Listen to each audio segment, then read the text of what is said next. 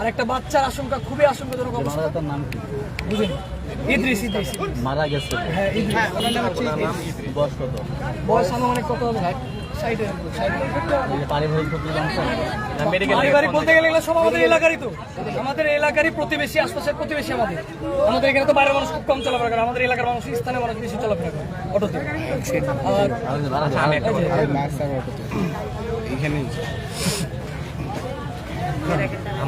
আমরা দীর্ঘদিন মালিক সমিতি থেকে জানানোর চেষ্টা করেছি এই রোডে যেন তারা হেলপার দিয়ে গাড়ি না চালায়।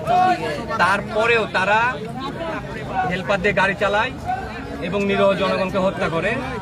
আর আরেকটা বিষয় হচ্ছে যে আমাদের এই চত্বরটা সিটি কর্পোরেশন থেকে মূল লক্ষ্য অনুযায়ী চত্বরটা হয়নি, এই কারণে এখানে বেশি অ্যাক্সিডেন্ট হয়। আর 12 রাস্তায় মোড়, ওখানে বাজার ঘনবস্তি থাকা সত্ত্বেও ওখানে ওই পাশ দিয়ে 80 স্পিডে 90 স্পিডে বাস যায়।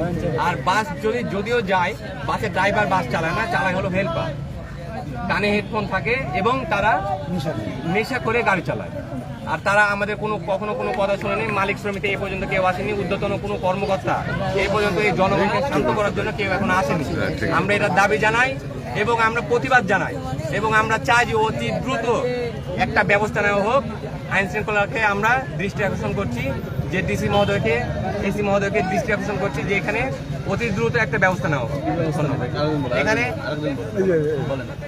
এখানে স্পিড ব্রেকার আর এই চত্বরটা আমরা যেভাবে নকশা পাইছিলাম, মূল নকশা হয়েছে এই চত্বরটা চাই। আর হত্যাকাণ্ডের ফুল বিচার চাই, নাহলে বন্ধই থাকবে, নাহলে বন্ধ থাকবে ভাই। আমরা রাস্তা চালু করবো না এতদিন সমাধান দিবে, বা আমাদেরকে আশ্বাস দিবে, বা 2-4 দিন বা 1 সপ্তাহ টাইম দিবে। 1 সপ্তাহ না হলে আমরা রাস্তা ছাড়বো না।